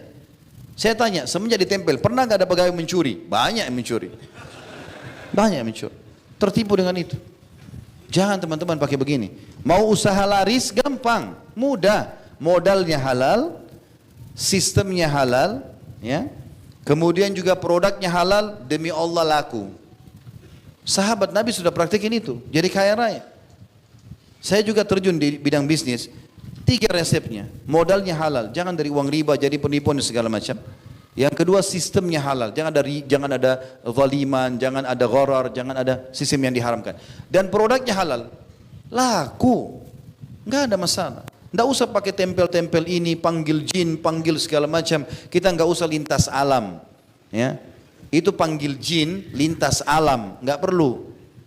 Jin itu teman-teman lebih di bawah manusia, manusia di atas mereka. Makanya semua nabi-nabi 124 ribu nabi, diantaranya 313 rasul dari manusia, enggak ada dari jin. Iya, Nabi SAW tidak pernah pakai jasa mereka. Nabi enggak pernah pakai khadam, enggak ada khadamnya Nabi. Nabi enggak pernah bilang, ini loh khadam jin ini namanya, hormati ya, enggak pernah. Enggak pernah ada riwayat. Sahabat Abu Bakar, Umar, Utsman enggak pernah dinukil masalah itu. Mereka enggak pakai jin. Jin yang datang ke Nabi dinukil adalah jin Nusaybin. Wilayah Nusaybin, wilayah Irak 1 kali saja. Datang, mereka baca, dengar Quran, mereka masuk Islam, mereka pulang jadi da'i di kaumnya. Tidak pernah lagi Nabi bahas mereka. Sekali saja itu. Itu saya sudah sebutkan di kajian sirah tentang masuk Islamnya jin Nusaybin. Sebelum kejadian Isra dan Mi'raj. Setelah itu tidak pernah lagi. Maka teman-teman untuk apa ini? Pergi ke alam-alam ini. Itu alamnya pada dukun ini kesyirikan. Dan Allah mengatakan di hari kiamat, perhatikan baik-baik surah An-Nisa, 2 kali Allah ulangi. Di ayat 40 sekian dan di ayat 100 sekian. A'udzubillahi minasyaitonir rajim. Innallaha la yaghfiru an yushraka bi wa yaghfiru ma duna dzalika liman yasha. Allah tidak akan memaafkan di timbangan amal nanti dosa syirik, dan Allah masih memaafkan dosa-dosa yang lain. Kalau sudah syirik bahaya. Makanya jangan tergantung kecuali kepada Allah Subhanahu wa taala, dan hati-hati. Teman-teman sekalian, juga ada hadis yang menjelaskan tentang masalah bahayanya ini bagi akhwat kita yang masih tidak mau ya menutup auratnya, hati-hati. Dan juga bagi orang yang suka berbuat zalim. Ini ahli neraka. Kata Nabi SAW, simfani min ahli nar, 2 golongan termasuk ahli neraka. Lam arahuma, aku tidak lihat mereka di zaman hidupku. Di zaman Nabi belum ada ini 2 golongan. Yang pertama, qaumun ma'hum siyatun ka'adnabil baqari yadribunan bihan nas. Kaum yang membawa cambuk-cambuk seperti ekor-ekor sapi yang memukul-mukul orang karena kezaliman. Kata sebagian ulama hadis, ini adalah pengawal-pengawal raja zalim, mengambil paksa hak masyarakat. Ini terjadi di zaman-zaman dulu.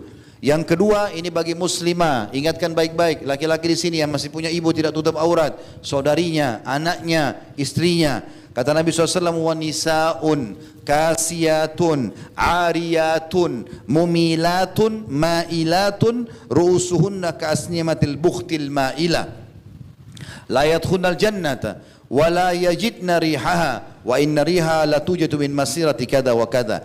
Ya. Dan golongan kedua selain orang yang tadi bawa cambuk itu adalah perempuan-perempuan yang berpakaian tetapi telanjang. Apa maksudnya berpakaian tapi telanjang? Ketat, ya.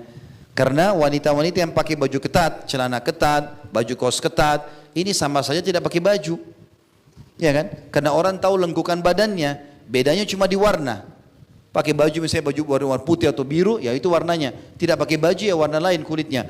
Tetapi orang sudah tahu lengkukan badan, dan membuka aurat ada 2. Membuka badan yang Allah suruh tutup, atau memang membentuknya sehingga kelihatan lengkungan itu dan membuat orang lain terganggu. Kata Nabi SAW, perempuan-perempuan yang berpakaian tetapi telanjang, condong dan mencondongkan. Maksudnya memang dia keluar rumah niat mau menggoda supaya dapat pasangan yang haram, dan dia juga digoda kena penampilannya. Hati-hati ya, kalau ada seorang muslimah pakai jilbab rapi, tertutup auratnya, apalagi di jilbab syar'i sekarang yang besar, Masya Allah, itu kalau pakai itu, baru dia digoda orang, misal, kalaupun ada orang menggodanya sampai diperkosa, dan dia menjaga kehormatannya, maka dia dapat pahala, yang memerkosa dapat dosa. Tapi kalau ada orang keluar dasarnya bolong semuanya, kekurangan kain, belakangnya bolong, depannya bolong, perutnya kelihatan, bolong semuanya, lubang, kemudian orang tergoda, maka kalau dia diperkosa, dia dapat dosa, yang perkosa juga dapat dosa. Sudah rugi diperkosa, dapat dosa karena dia penyebab. Kepala mereka seperti punuk unta yang condong. Sebagian ulama hadis mengatakan rambutnya di kiri kanankan untuk menggoda orang. Atau kalau zaman sekarang di blow tinggi, ya, untuk menggoda orang. Kadang-kadang seperti burung, ya, melengkung ke atas untuk menggoda orang, ya. Wanita-wanita tersebut tidak akan masuk surga dan tidak mencium aromahnya, padahal aromahnya benar-benar tercium dari jarak demikian dan demikian. Hadis ini hadis sahih diriwayatkan oleh Imam Muslim. Maka hati-hati teman-teman sekalian. Tentu banyak, saya bilang tadi semua dosa bisa menjadi penyebab masuk ke neraka, tetapi dosa ini berbeda. Dosa-dosa ini sangat berat, maka hati-hati teman-teman sekalian. Allahu a'lam.